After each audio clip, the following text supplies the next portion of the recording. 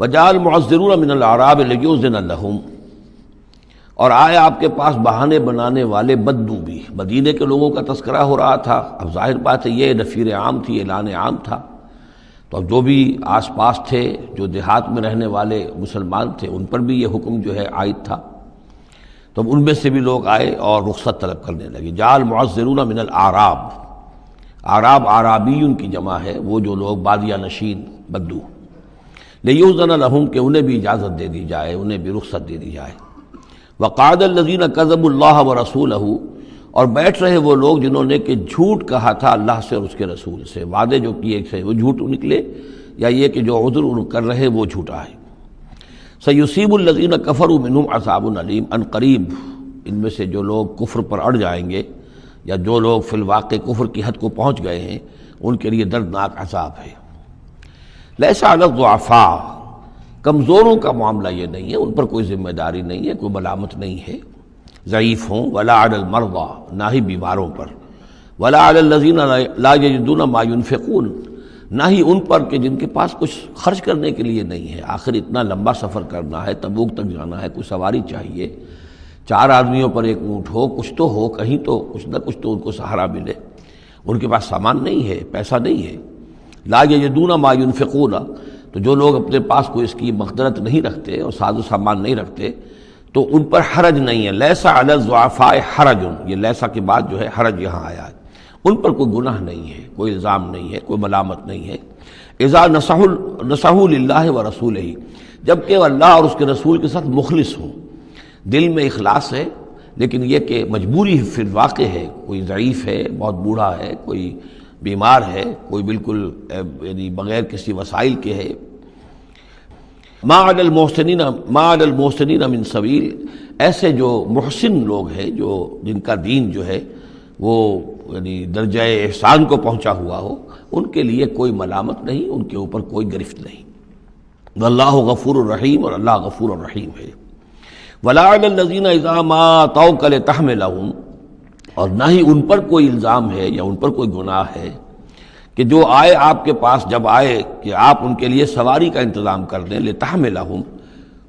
قلتا، تو اے نبی آپ نے فرمایا، لا اجد ما احملکم علیہ، نہیں میرے پاس بھی کوئی سواری کا بندوبست نہیں ہے، میں نہیں پاتا کوئی چیز جس پر کہ آپ کو سوار کر سکوں۔ تولوا، تو مجبوراً وہ لوٹ گئے، واعینہم تفیض من الدمع، اور ان کے آنکھوں سے آنسو جاری تھے، حزناً، اس حزن کی وجہ سے، اس رنج اور غم کی وجہ سے، اللہ یجدوا ما ينفقون، کہ ان کے پاس نہیں ہے جسے وہ خود خرچ کر سکیں اور اپنے لیے کسی سواری کا بندوبست کر سکیں۔ ایک طرف یہ جذبہ ہے، چاہتے ہیں، جانا چاہتے ہیں، لیکن مجبوری ہے، اس مجبوری کی بنا پر بھی اگر وہ رک رہے ہیں تو ان کو صدمہ ہے، افسوس ہے، رو رہے ہیں۔ دوسری طرف وہ ہیں جو اولو طول ہیں، ان کے پاس سب کچھ موجود ہے، وسائل و ذرائع ہیں، لیکن جانے کو تیار نہیں۔ انما السبیل علی الذین یستأذنونک وہم اغنیاء، ملامت اور الزام تو ان لوگوں پر ہے کہ جو آپ سے رخصت مانگتے ہیں جبکہ وہ غنی ہیں، مالدار ہیں۔ رضوا بان یکونوا مع الخوالف، وہ راضی ہو گئے اس پر کہ وہ پیچھے رہنے والی خواتین ہی کے ساتھ ہو جائیں۔ وطبع اللہ علی قلوبہم، اللہ نے ان کے دلوں پر مہر کر دی، فہم لا یعلمون، اور اب وہ صحیح علم سے بے بہرہ ہو چکے ہیں۔ یعتذرون الیکم اذا رجعتم الیہم، اب یعتذرون چونکہ یہ فعل مضارع ہے تو یہ بھی ہو سکتا ہے کہ کر رہے ہیں، ترجمہ ہو کہ وہ اب بہانے بنا رہے ہیں یا عذر پیش کر رہے ہیں، اور یہ بھی کہ کریں گے۔ تو اس اعتبار سے یہ آیات یہ بھی ممکن ہے کہ اثناء سفر میں، واپسی کا جو سفر ہے تبوک سے، اس میں نازل ہوئی ہوں،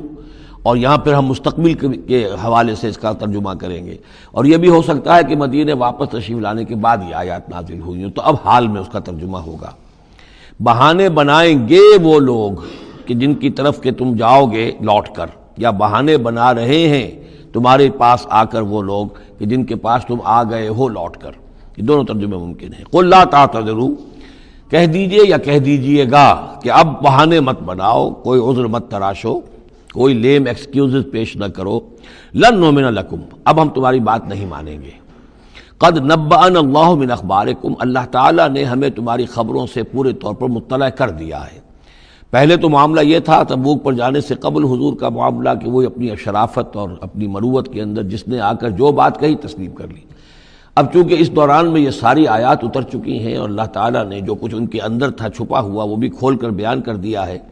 تو کہہ دیا گیا کہ اب آپ ڈنکے کی چوٹ کہہ دیجئے لن نؤمن لکم، اب ہم تمہاری بات نہیں مانیں گے، قد نبأنا اللہ من اخبارکم، اللہ تعالیٰ نے تمہاری اخبار پر، تمہاری خبروں پر، تمہاری کیفیات پر ہمیں مطلع کر دیا ہے،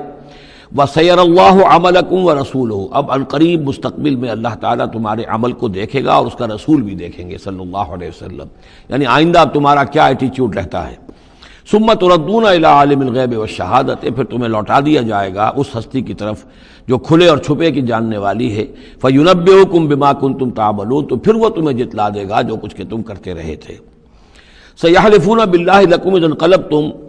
یہ یقیناً قسمیں کھا کھا کر، حلف اٹھا کر اللہ کا کہیں گے جب کہ تم ان کی طرف لوٹ جاؤ گے یا آ گئے ہو، الیہم لتعرضوا عنہم، تاکہ آپ اعراض کریں، تاکہ مسلمانوں ان کو چھوڑ دیں، ان سے کوئی باس پرس نہ کریں، انہیں کوئی سزا نہ دیں، اعراض کریں۔ فاعرضوا عنہم، ٹھیک ہے ان سے اعراض کرو، ان سے آپ توجہ جو ہے پھیر لیجئے۔ انہم رجس، یقیناً یہ لوگ ناپاک ہیں، ومأواہم جہنم، اور ان کا ٹھکانہ آگ ہے، جزاء بما کانوا یکسبون، بدلہ اس کا جو یہ کمائی انہوں نے کی ہے۔ یحلفون لکم لترضوا عنہم، یہ جو قسمیں کھا رہے ہیں مسلمانوں تمہارے پاس آ کر، اس لیے تاکہ تمہیں راضی کر لیں، تم ان سے راضی ہو جاؤ، اس لیے کہ ظاہر بات ہے کہ ایک معاشرہ تھا، مدینے میں رہتے تھے، ان کے بھائی بند تھے، ان کے دوست تھے، احباب تھے، اوس اور خزرج کے اندر رشتہ داریاں تھیں، تو اب بالکل آؤٹ کاسٹ ہو جانا معاشرے میں، تو ظاہر بات ہے کہ وہ پھر کوشش کرتے تھے کہ سارے مسلمان ہم سے بدظن نہ ہو جائیں، سب لوگ جو ہیں بدگمان ہو جائیں، تو ہم تو آؤٹ کاسٹ ہو جائیں گے، گویا کہ معاشرے میں اچھوت ہو جائیں گے۔ تو وہ آ کے لوگوں سے ملاقاتیں کر کر کے پھر ان کو بتاتے تھے کہ نہیں، ہمارا تو یہ عذر تھا، یہ مجبوری تھی، ہماری نیتوں پر شک نہ کرو۔ یحلفون لکم لترضوا عنہم، اے مسلمانوں یہ تمہارے سامنے قسمیں کھا کھا کر اپنے خلوص کا جو اطمینان تمہیں کرانا چاہ رہے ہیں وہ اس لیے کہ تم ان سے راضی ہو جاؤ۔ فَإِن تَرْضَوْا عَنْهُمْ فَإِنَّ اللَّهَ لَا يَرْضَىٰ عَنِ الْقَوْمِ الْفَاسِقِينَ، تو اگر تم ان سے راضی ہو بھی گئے تو اللہ تعالیٰ ان نافرمانوں سے راضی ہونے والا نہیں ہے۔ الْأَعْرَابُ أَشَدُّ كُفْرًا وَنِفَاقًا، بدو لوگ جو ہیں دیہاتی بادیہ نشین، وہ کفر اور نفاق میں اور بھی زیادہ سخت ہیں۔ وَأَجْدَرُ أَن لَّا يَعْلَمُوا حُدُودَ مَا أَنزَلَ اللَّهُ عَلَيْهِ عَلَىٰ رَسُولِهِ، اور زیادہ لائق ہیں اس کے کہ ناواقف ہوں اس چیز کی حدود سے اور اس چیز کی تفاصیل سے کہ جو اللہ تعالیٰ نے اپنے رسول پر نازل فرمائی۔ یعنی مدینے والے تو پھر بھی حضور کی صحبت سے فیض یاب ہوتے ہیں، مختلف مواقع پر انہیں تعلیم کا سلسلہ حاصل ہے، جمعے کے خطبے ہوتے ہیں، حضور کا نصیحت کا معاملہ چلتا رہتا ہے، تو ظاہر بات ہے کہ جو لوگ ان چیزوں سے بھی محروم ہیں، بادیہ نشین ہیں، شاذ کبھی کوئی آیا مدینے میں تو حضور سے کی صحبت سے فیض یاب ہو گیا، لہذا فطری طور پر، معقول اور منطقی طور پر کفر اور شرک، کفر اور نفاق ان میں جو ہے وہ شدید تر ہے۔ واللہ علیم الحکیم، اور اللہ تعالیٰ سب کچھ جاننے والا اور کمال حکمت والا ہے۔ ومن الاعراب، اور ان بدوؤں میں سے وہ بھی ہیں، من یتخذ ما ينفق مغرما، کہ جو کچھ انہیں خرچ کرنا پڑتا ہے اسے وہ تاوان سمجھتے ہیں، یعنی زکوٰۃ ہے، عشر ہے، جو بھی اب ان کے اوپر عائد ہو گیا ہے، جو محصولات ہیں اسلامی نظام کے، اب یہ چونکہ ان کو دینے پڑ رہے ہیں، پہلے تو کوئی نظام ایسا تھا نہیں، تو یہ ان کو ایسے محسوس کرتے ہیں جیسے کوئی تاوان ہو۔ وَيَتَرَبَّصُ بِكُمُ الدَّوَائِرَ، اور وہ منتظر ہیں کہ کوئی گردش زمانہ آئے اور یہ جو حکومت قائم ہوئی ہے مدینے میں، جس کی وجہ سے ہمیں یہ سب کچھ کرنا پڑ رہا ہے، کوئی اس کے اندر تبدیلی پیدا ہو جائے، وہ حکومت ختم ہو جائے۔ علیہم دائرۃ السوء، اصل میں بری گردش خود ان کے اوپر مسلط ہے، یعنی جو منافقت ہے جو ان کے دلوں کے اندر، وہ ہے اصل برائی کے جو ان پر مسلط ہے۔ واللہ سمیع علیم، اور اللہ سب کچھ سننے والا اور جاننے والا ہے۔ وَمِنَ الْأَعْرَابِ مَن يُؤْمِنُ بِاللَّهِ وَالْيَوْمِ الْآخِرِ، اور اعراب سب کے سب ویسے نہیں ہیں، بلکہ ان میں سے ایسے بھی ہیں، من الاعراب، انہی بدوؤں میں وہ بھی ہیں، من یؤمن باللہ والیوم الآخر، جو ایمان رکھتے ہیں اللہ پر، یوم آخر پر، ویتخذ ما ینفق، اور جو چیز بھی وہ خرچ کرتے ہیں اللہ کی راہ میں اس کو سمجھتے ہیں قربات عند اللہ، کہ اللہ تعالیٰ کے قرب کا ذریعہ ہوگا، تقرب الی اللہ کا ذریعہ بن جائے گا، ہمارا یہ صدقہ، ہمارا یہ خیرات، ہمارا یہ دین کے لیے انفاق جو ہے یہ اللہ تعالیٰ سے ہمیں قرب عطا کرے گا۔